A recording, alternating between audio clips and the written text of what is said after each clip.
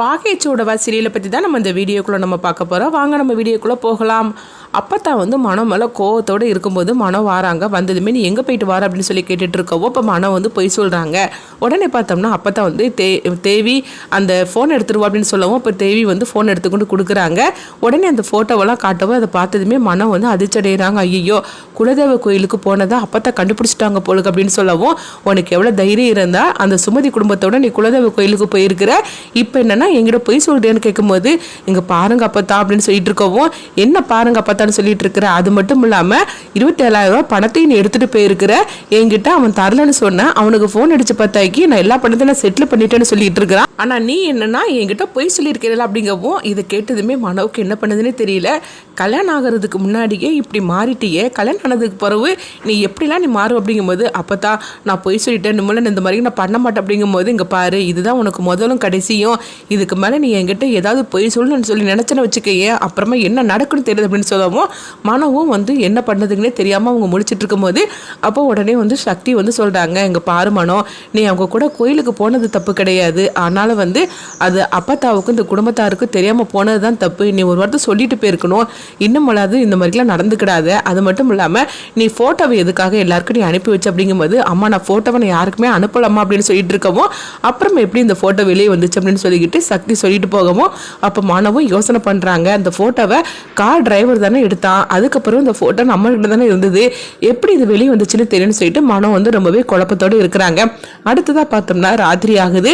அப்பத்தான் வந்து யோசனை பண்ணிட்டே இருக்கிறாங்க, இந்த மனம் இப்பவுமே இப்படிலாம் போய் சொல்லிட்டானே, கல்யாணத்துக்கு ஆனதுக்கு அப்புறமா அவன் டோட்டலாக மாறிடுவானோன்னு சொல்லி நினச்சிட்டு இருக்கும்போது, அப்போ தேவி வந்து தண்ணி எடுக்கிறதுக்காக வராங்க. அப்போ இருட்டில் ஒரு உருவம் நிற்கிறத பார்த்துட்டு உடனே தேவி பயந்து போய் லைட்டை போடுறாங்க.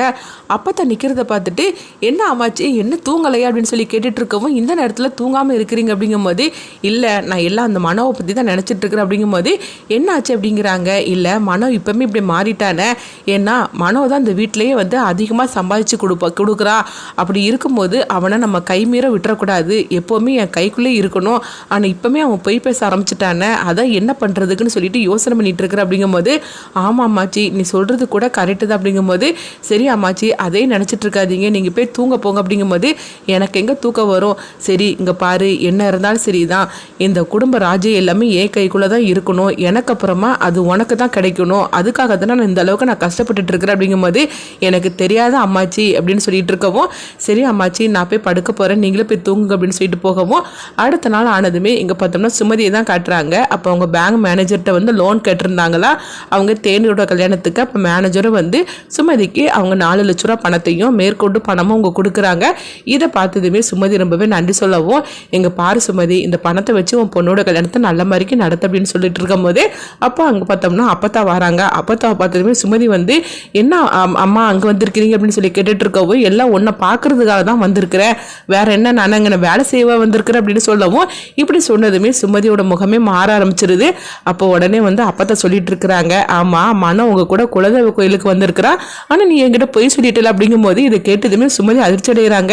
எங்க பாருங்கம்மா என்னை தப்பா எடுத்துக்காதீங்க, மாப்பிள்ளை தான் உங்ககிட்ட சொல்ல வேண்டாம்னு சொன்னார் அப்படிங்கும்போது, அவன் சின்ன பையன் அப்படிதான் சொல்லுவான், ஆனா நீ வந்து இந்த வீட்டு பெரிய மனுஷி தானே, நீ என்கிட்ட போய் பேசிட்டல அப்படிங்கும்போது, இதை கேட்டதுமே சுமதிக்கு என்ன பண்ணதுன்னே தெரியல. எங்க பாரு சுமதி இதுக்கு மேல இப்படிலாம் என்கிட்ட போய் சொல்றதெல்லாம் வச்சுக்கிடாத, எனக்கு அதெல்லாம் பிடிக்கவே பிடிக்காது அப்படின்னு சொல்லிட்டு இருக்கவும், ஆமா கையில என்ன வச்சுட்டு இருக்கிற அப்படின்னு சொல்லி கேட்டுட்டு இருக்கவும், கல்யாணத்துக்காக பணம் வந்து லோனில் ஏற்பாடு பண்ண சொன்னோம்னா மேனேஜர் ஏற்பாடு பண்ணி கொடுத்தாரு, அதை தான் நான் கையில் வச்சுருக்கிறேன் அப்படிங்கும்போது, எனக்கு தெரியாதா என்ன, இன்றைக்கி தான் பணம் கிடைக்கணும்னு சொன்னேன்ல, அதனால தான் உன்னை பார்க்க வந்தேன், சரி சரி அந்த பணத்தை கூட அப்படின்னு சொல்லும் போது, என்னது பணம் கேட்குறீங்க, நான் வந்து கல்யாணத்தை அன்றைக்கி நான் தார் அப்படிங்கும்போது, இங்கே பாரு அப்போ தந்தானே இப்போ தந்தானே, எனக்கு இப்போ பணம் தேவைப்படுது, அதனால் அந்த பணத்தை இப்போமே நீ கொடுத்துரு அப்படின்னு சொல்லவும், சுமதியும் வேறு வழி இல்லாமல் அந்த பணத்தை கொடுக்குறாங்க.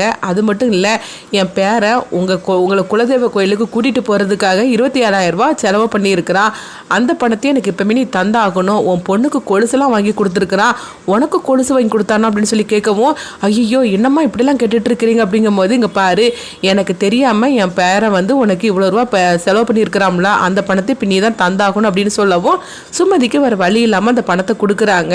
இங்கே பாரு இது எல்லாத்தையும் வந்து உன் பொண்ணுகிட்டையோ இல்லைன்னா என் பேரங்கிட்டையோ என் குடும்பத்தாருக்கிட்டையோ யாருக்கும் இந்த விஷயம் தெரியக்கூடாது, இது நம்ம 2 பேருக்குள்ளே தான் இருக்கணும் அப்படின்னு சொல்லவும், உன் பொண்ணு என் வீட்டுக்கு தான் வாழ வரணும், அதை மனசில் வச்சுக்க அப்படின்னு சொல்லவும் உடனே சுமதியும் சரிடாமா நான் யாருக்கிட்டே சொல்ல மாட்டேன் அப்படின்றதாங்க. அடுத்ததாக பார்த்தோம்னா வீட்டுக்கு போனதுமே தேவி பாண்டி வாங்க அப்படின்னு சொல்லி கூப்பிடவும் உடனே 2 பேரும் வராங்க. என்ன அம்மாச்சு அப்படின்னு சொல்லி கேட்டுட்டு இருக்கவும், இந்தா நீ வந்து குழந்தைக்காக ட்ரீட்மெண்ட் எடுக்கணும்னு சொன்னேன்ல, இதில் 1 லட்ச ரூபா பணம் இருக்குது, ட்ரீட்மெண்ட் ஆரம்பிச்சிரு அப்படிங்கவும் உடனே சக்தி வந்து பார்த்துட்டு இருக்கிறாங்க. இவ்வளோ பணம் இவங்களுக்கு யாது அப்படின்னு சொல்லிட்டு அப்போ உடனே பாண்டி வந்து சொல்லிட்டு இருக்கிறாங்க, இங்கே பாருங்க அப்போ 2 லட்ச ரூபா பணம் செலவாகும்னு சொன்னோம்ல, அப்படிங்கும்போது ஃபர்ஸ்ட் இந்த 1 லட்ச ரூபா எடுத்துட்டு போங்க, அப்புறமா மீதி ரூபாய் நான் தாரேன் அப்படின்னு சொல்லவும் இப்போ சக்தி வந்து வராங்க. என்னடி பார்த்துட்டு இருக்கு, என்ன நேற்றுக்கு தான் 2 லட்ச ரூபா சொன்னாங்க, இன்னைக்கு திடீர்னு 1 லட்ச ரூபா பணத்தை கொடுத்து ட்ரீட்மெண்ட் ஆரம்பிக்க சொல்றாள் அப்படின்னு சொல்லி பார்த்துட்டு இருக்கிறியா? எங்க பாரு, தேன்மொழி வந்தாலும் சரிதான், கனிமொழி வந்தாலும் சரிதான், ஆனால் என் பேத்திக்கு தான் இந்த குடும்பத்தோட வாரிசு பிறக்கணும், அதுக்காக நான் எதனாலும் செய்வேன் அப்படிங்கவும், எங்க பாரு தேவி நீங்கள் உடனே ஹாஸ்பிட்டல் கிளம்புங்க அப்படிங்கும்போது தேவியே சரிதான் அம்மாச்சு அப்படிங்கிறாங்க. அடுத்து பார்த்தோம்னா சக்தி வந்து நினைக்கிறாங்க தேன்மொழி இங்கே வந்து என்ன கஷ்டப்பட போறாளோ தெரியலேன்னு சொல்லிட்டு இருக்கவும் மனவை தான் காட்டுறாங்க. மனவுக்கு பவானி வந்து ஃபோன் பண்ணி உடனே வீட்டுக்கு வாங்க அப்படின்னு சொல்லி கூப்பிட்டுட்டு இருக்கவும் அப்போ மனம் வந்து வர முடியாதுன்னு சொல்லி திட்டிகிட்டு இருக்கும்போது ஜீவா பார்த்துட்டு இருக்கிறாங்க. என்னது இவன் அப்பப்போ ஃபோனில் வந்து யாரையும் திட்டிக்கிட்டே இருக்கிறானே அப்படின்னு சொல்லிட்டு இருக்கவும் அண்ணா அப்படின்னு சொல்லி கூப்பிடும்போது உடனே வந்து அவங்க திரும்பி பார்க்குறாங்க. ஐயோ இவனும் அப்படின்னு சொல்லிட்டு உடனே ஃபோனை கட் பண்ணறிவும் திரும்பவும் ஃபோனை அடிச்சிட்டு இருக்குது. திரும்பவும் கட் பண்ணுறாங்க. இப்போ ஜீவா கேட்டுட்டு இருக்கிறாங்க, உனக்கு ஏதாவது பிரச்சனையா என்ன? நானும் பார்த்துக்கிட்டு தான் இருக்கிறேன், ஏதோ ஒரு ஃபோன் வருது, வந்ததுமே நீ ரொம்பவே வந்து பதட்டமாயிருத, யார் அப்படின்னு சொல்லி கேட்டுட்டு இருக்கவும் அதெல்லாம் ஒன்றும் இல்லை, எல்லாம் வந்து பிஸ்னஸ்க்காக தான் அப்படின்னு சொல்லிட்டு அவங்க அப்படியே சமாளிச்சுட்டு இருக்கிறாங்க. அடுத்தது அங்கே மீனாட்சி தான் காட்டுறாங்க. மீனாட்சி தன்னுடைய அம்மாவை பார்க்கறதுக்காக பேங்குக்கு வரவும் அப்போ அவன் அம்மாவை காணலை. அப்போ உடனே மேனேஜர்கிட்ட அவங்க கேட்டுட்டு இருக்கிறாங்க, எங்கள் அம்மா எங்கே அப்படின்னு சொல்லிட்டு இருக்கும்போதே உங்கள் அம்மாவும் அந்த கல்யாண மாப்பிள்ளையோட பாட்டியும் வந்து பேசிட்டு இருந்தாங்க, அதுக்கு பிறகு எங்கே போனான்னு தெரியலையம்மா அப்படின்னு சொல்லிட்டு இருக்கவும் பாட்டி எதுக்காக இங்கே வந்து அம்மாவை பார்த்தாங்க அப்படின்னு சொல்லிக்கிட்டு மீனாட்சி அதிர்ச்சி அடைகிறாங்க. அடுத்தது மீனாட்சி வந்து அவங்க சுமதி கிட்ட வந்து கேட்பாங்களா, சுமதி வந்து பணம் கொடுத்த விஷயத்த கண்டிப்பாக சொல்ல மாட்டாங்க. அடுத்தது என்னெல்லாம் நடக்க போகுதுன்னு சொல்லி பார்க்கலாம்.